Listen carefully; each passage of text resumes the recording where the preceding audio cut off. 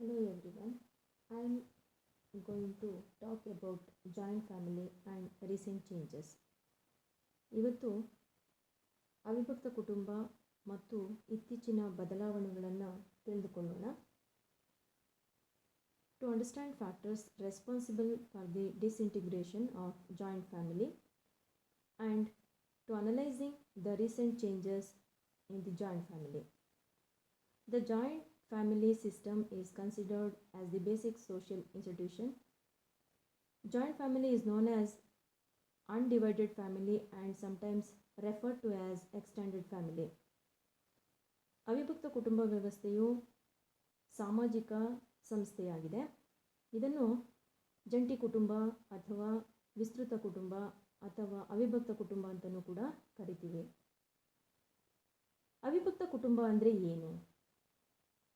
ಸಾಮಾನ್ಯವಾಗಿ ಅವಿಭಕ್ತ ಕುಟುಂಬ ಅಂತ ಹೇಳಿದ್ರೆ ಪತಿ ಪತ್ನಿ, ವಿವಾಹಿತ ಅಥವಾ ಅವಿವಾಹಿತ ಮಕ್ಕಳು ಮತ್ತು ಮೊಮ್ಮಕ್ಕಳನ್ನು ಒಳಗೊಂಡಿರ್ತಕ್ಕಂತಹ ಒಂದು ಕುಟುಂಬವನ್ನು ಅವಿಭಕ್ತ ಕುಟುಂಬ ಅಂತ ಕರಿತೀವಿ.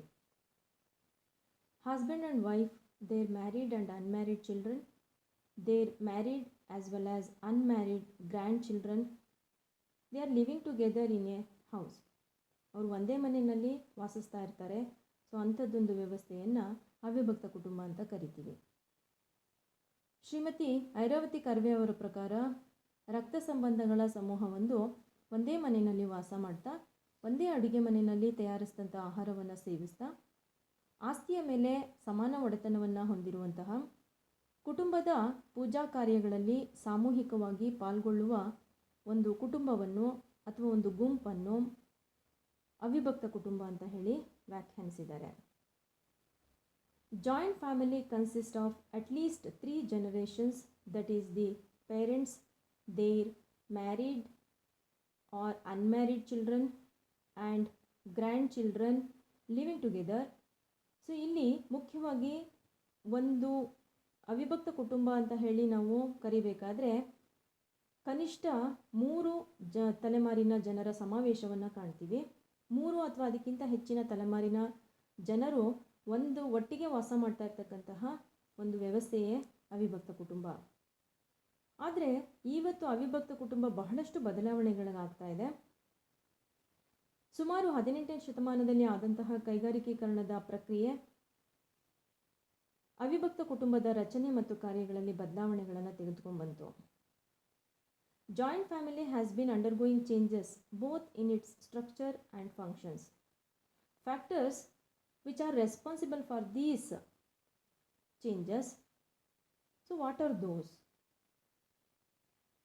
Industrialization and urbanization, ಕೈಗಾರಿಕೀಕರಣ ಮತ್ತು ನಗರೀಕರಣ, development of means of transport and communications, ಸಮೂಹ ಮಾಧ್ಯಮಗಳು ಮತ್ತು ಸಂಚಾರಿ ಮಾಧ್ಯಮಗಳು, impact of western culture and values, ಪಾಶ್ಚಿಮಾತ್ಯ ಸಂಸ್ಕೃತಿ ಮತ್ತು ಮೌಲ್ಯಗಳು, ಇವು ಬಹಳಷ್ಟು ಮಟ್ಟಕ್ಕೆ ಅವಿಭಕ್ತ ಕುಟುಂಬದ ರಚನೆ ಮತ್ತು ಕಾರ್ಯಗಳ ಮೇಲೆ ಪ್ರಭಾವವನ್ನು ಬೀರಿದ್ವು.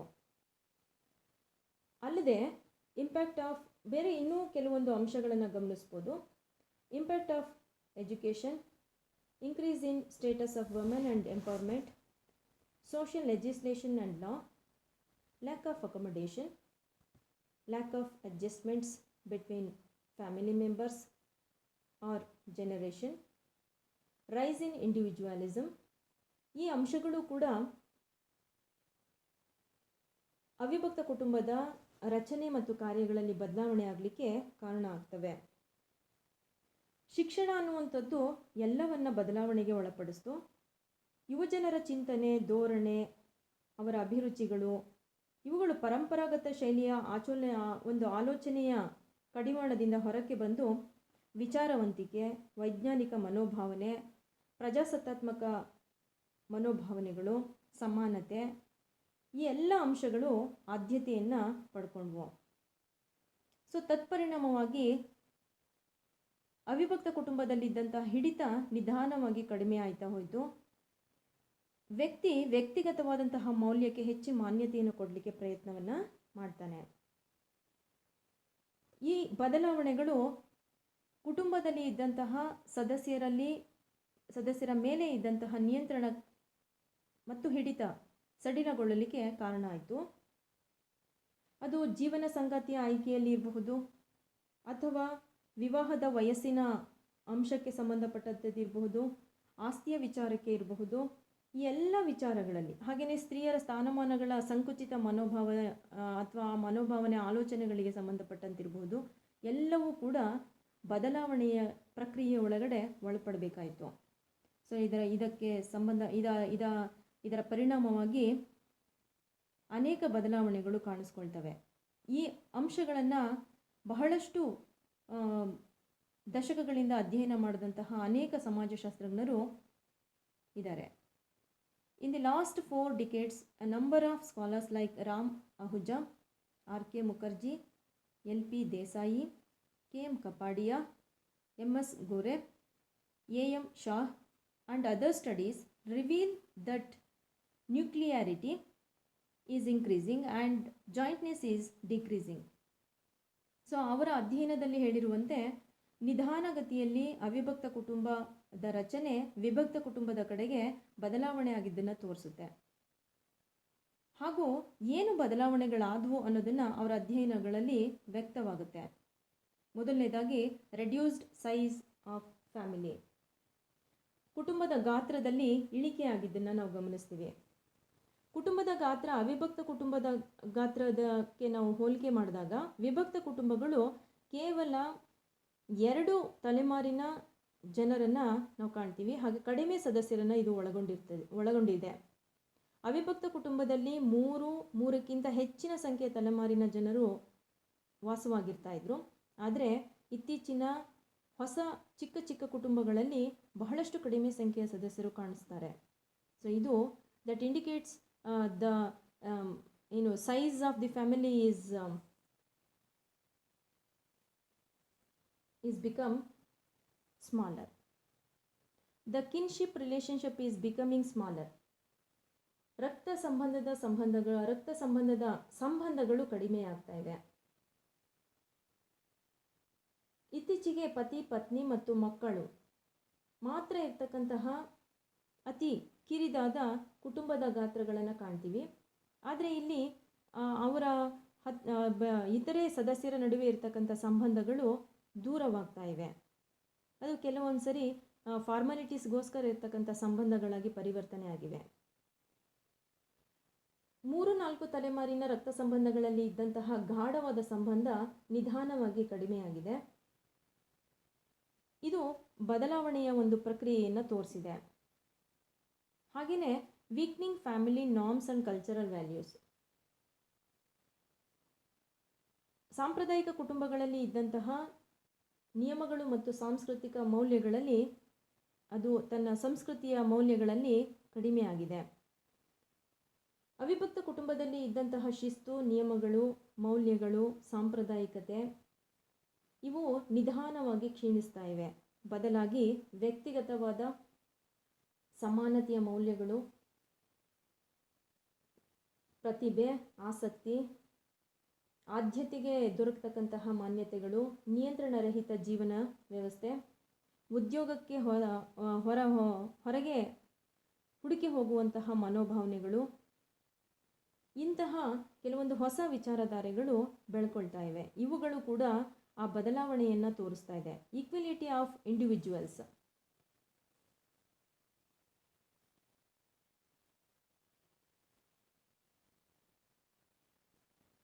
parents in the family no longer try to impose their authority on their children because ಅವರು ತಮ್ಮ ಮಕ್ಕಳ ಮೇಲೆ ಹೆಚ್ಚು ಹೇರಿಕೆಯನ್ನು ಮಾಡಲಿಕ್ಕೆ ಸಾಧ್ಯ ಆಗ್ತಾ ಇಲ್ಲ.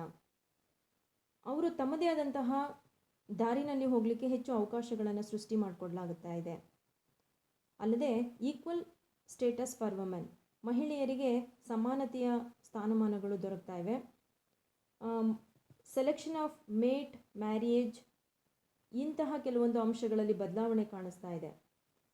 Equal status of women means ಮಹಿಳೆಯರ ಸಮಾನ ಸ್ಥಾನಮಾನಗಳು ಬದಲಾವಣೆಗೆ ಕಾರಣ ಶಿಕ್ಷಣ, ಉದ್ಯೋಗ, ಆಧುನಿಕ ಮೌಲ್ಯಗಳು, ಮಹಿಳೆಯರ ಸ್ವಾತಂತ್ರ್ಯ, ಈ ಎಲ್ಲವೂ ಅಂಶಗಳು ಮಹಿಳೆಯರ ಸ್ಥಾನಮಾನಗಳಲ್ಲಿ ಬದಲಾವಣೆಗಳನ್ನು ತಗೊಂಬಂದಿವೆ. ಚಿಕ್ಕ ಕುಟುಂಬಗಳಲ್ಲಿ ಮಹಿಳೆ ಸ್ವತಂತ್ರವಾದ ನಿರ್ಣಯಗಳನ್ನು ಕೈಗೊಳ್ಳಲಿಕ್ಕೆ ಹೆಚ್ಚು ಅವಕಾಶಗಳು ದೊರಕ್ತಾ ಇದೆ. Women in such families had all the roles to perform but no rights to enjoy. In neolocal families, women are gaining a certain power due to employment, due to education. So ಎರಡು ಅಂಶಗಳು, ಶಿಕ್ಷಣ ಮತ್ತು ಉದ್ಯೋಗ, ಎರಡು ಅಂಶಗಳು ಮಹಿಳೆ ತನ್ನದೇ ಆದಂತಹ ಅಧಿಕಾರವನ್ನು ಹೊಂದಿಕೊಳ್ಳಿಕ್ಕೆ, ತನ್ನದೇ ಆದಂತಹ ಹಕ್ಕುಗಳನ್ನು ಪಡ್ಕೊಳ್ಳಿಕ್ಕೆ ಸಹಾಯ ಮಾಡಿದೆ. Lack of social security for the old age people. ವೃದ್ಧರಿಗೆ ಸಾಮಾಜಿಕ ಭದ್ರತೆಯ ಕೊರತೆ ಒಂದು ಬದಲಾವಣೆಯ ಅಂಶವಾಗಿ ಕಾಣಿಸ್ತಾ ಇದೆ.